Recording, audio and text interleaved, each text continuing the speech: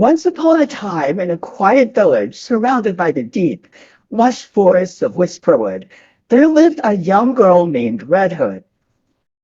So, because of the vibrant red cloak she wore, a gift from her grandmother who lived on the other side of the woods, Red Hood was known for her cheerful spirit and bravery.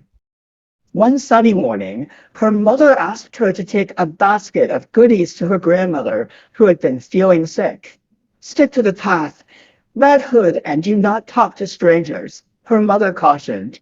With a promise to heed her mother's advice, Red Hood set off. The path through Whisperwood was dappled with sunlight and shadows, and the air was filled with the scents of wildflowers and pine. As she walked, Red Hood hummed a merry tune, feeling safe within the familiarity of the green canopy. However, lurking behind a thick set of bushes was a sly wolf, his eyes sharp and cunning. He had heard Red Hood's humming and, tempted by the smell of the food in her basket, decided to devise a plan. As Red Hood approached, the wolf stepped onto the path, his manner friendly. "Good day, young lady," he said with a grin. "Where might you be going this fine day?" Remembering her mother's words, Red Hood replied cautiously, "I am on my way to my grandmother's house, just over the bridge and beyond the mill." "How wonderful!" exclaimed the wolf. "Why don't I accompany you a part of the way? The woods can be dangerous for someone all alone." Red Hood hesitated, but then she saw the wolf's gentle expression and agreed. As they walked, the wolf's questions cleverly extracted directions to her grandmother's house. When they reached the crossroads, the wolf pointed down a path. "This route is a shortcut," he lied. "You'll get there much faster."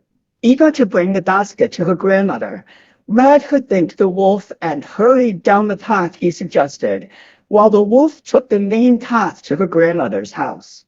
At her grandmother's, the wolf quickly dealt with the old lady by locking her in the closet. He then dressed in her clothes and lay in her bed, waiting for Red Hood. When Red Hood arrived, she found the door ajar. Feeling a shiver of unease, she entered and approached the bed. "Grandmother, what big eyes you have," she said, surprised. "All the better to see you with, my dear," the wolf responded, his voice gruff. "And what big ears you have." "All the better to hear you with, my dear." Growing more suspicious, Red Hood remarked, "And what big teeth you have." "All the better to eat you with," roared the wolf as he leapt from the bed. But Red Hood was quick and threw the basket at the wolf, giving her just enough time to unlock the closet and free her grandmother. Together, they managed to subdue the wolf by trapping him under a heavy chest. After the wolf was caught, the villagers were alerted, and the wolf was taken far away from Whisperwood. Red Hood and her grandmother were safe, and the villagers praised Red Hood's bravery and cleverness.